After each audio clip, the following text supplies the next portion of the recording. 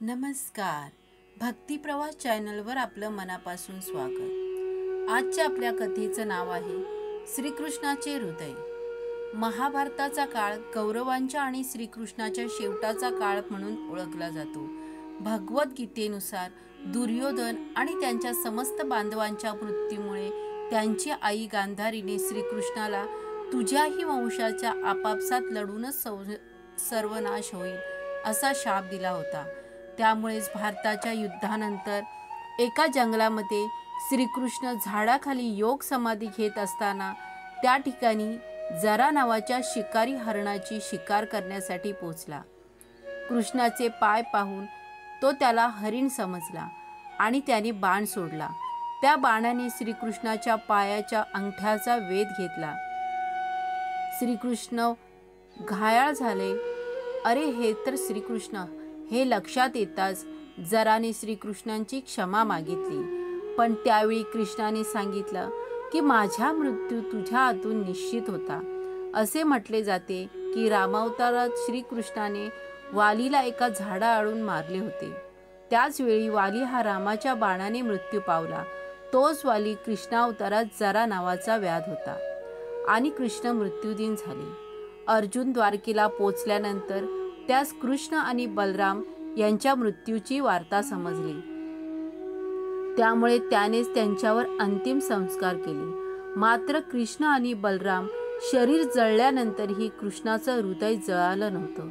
आजही ते भूतलावरती जळत आहे असं म्हटलं जातं.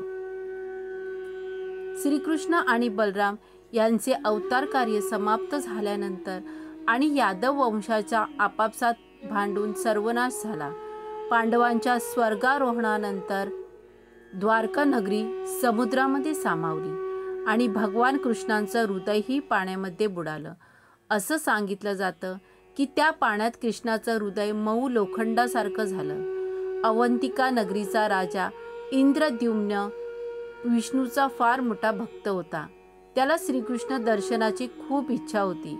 एका रात्री त्याला विष्णूने स्वप्नामध्ये कृष्णाच्या रूपात दर्शन दिले आणि राजाने कृष्णाचा शोध सुरू केला.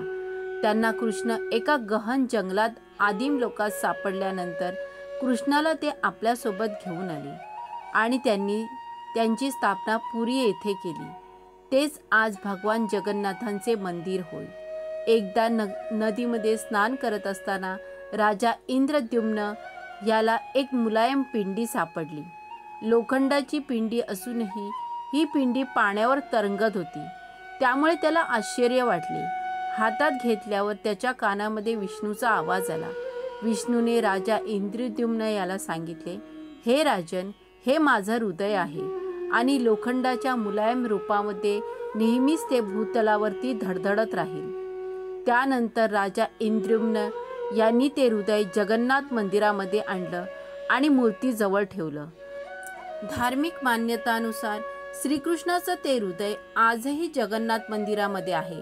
मात्र हे हृदय अजून कोणीही पाहिलेलं नाही. आजही कोणीही त्याला स्पर्श करू शकलेलं नाही. केवळ 12 किंवा 19 वर्षांनंतर जेव्हा मूर्ती बदलल्या जातात तेव्हा जुन्या मूर्तीतील एक लहानसा ब्रह्मगोळ काढून त्या मूर्तीत स्थापन केला जातो. हा विधी करताना त्यावेळेस पुजाऱ्याच्या डोळ्यावर घट्ट पट्टी बांधली जाते. हात कापडाने घट्ट बांधले जातात. तेव्हा मंदिरात पूर्ण काळोख असतो. तेव्हाच पुजारी त्या पिंडाला हृदयाला स्पर्श करू शकतो असे म्हणतात की तो ब्रह्मगोळ म्हणजेच श्रीकृष्ण हृदय होय. ते चैतन्यमय असून अजूनही सशासारखं उसळी मारतं असे तेथले पुजारी सांगतात.